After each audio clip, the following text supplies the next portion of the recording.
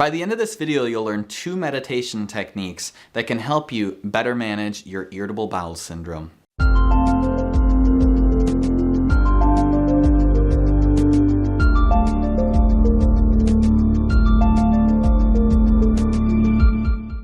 How's it going, guys? This is Chris with HealthyConsumer.com, back with another episode of TGIF, Talking Gut Immuno Fridays, where we talk about everything from gut health, sinus health, and improving your immune function through lifestyle choices. If those topics interest you, subscribe and hit the little bell so you never miss another episode of TGIF. So if you've seen some of my other videos, you'll know that there's a profound connection between the mind and the gut. And that's been researched extensively, and we're finding more and more on how the two interact with each other over time. So we don't have to necessarily wait for the research to figure out every little detail of that, but we can put it into practice right away. And I think these 2 meditation techniques, which I'm about to show you, have been incredibly helpful at reducing my IBS symptoms. And the reason I know this is twofold. Since this is a gut immuno type video, I think I can talk about poop a little bit. One, my stool quality has improved a lot. You can tell a lot about how well your digestive system is working based on the quality of your stools. That's a great simple marker that doesn't cost anything. 2, I used to have chronic right lower quadrant pain through my abdominal wall. And as I've continued to work on some of these techniques, improve my diet as well, take probiotics, some of the things I've mentioned in my other videos, those have improved as well. So let's go ahead and get into the techniques here. Number 1 is very simple, and I would recommend doing this lying down in a comfortable position. And you could also do it seated in a chair, but I want you to make sure that you're relaxed. The concept is simple. We are taking the sympathetic nervous system and the parasympathetic nervous system, so that fight or flight, and we're going to try and bias the parasympathetic nervous system, which helps to promote relaxation.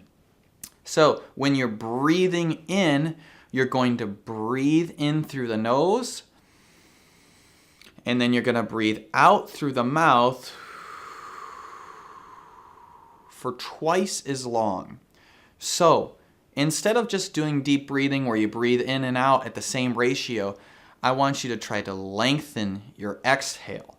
By doing that, you'll work more on the parasympathetic nervous system, and you'll be able to lengthen the exhale and calm the body so it gets more into that parasympathetic nervous system, which is important. Make sure when you breathe, it's not all up in here, that you're expanding like a balloon in all directions.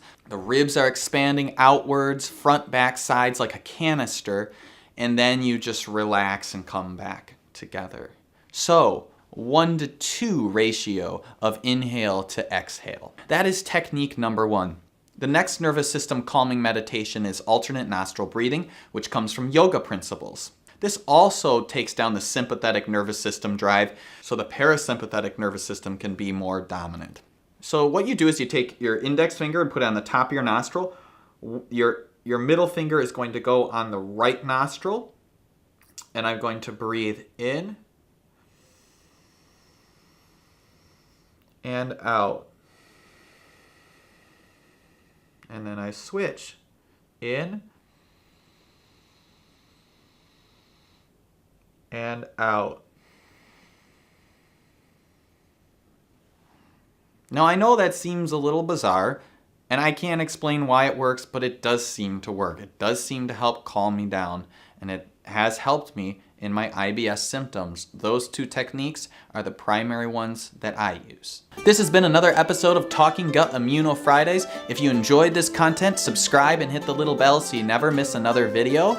I'd love to hear in the comment section below what you've done to better manage your irritable bowel syndrome.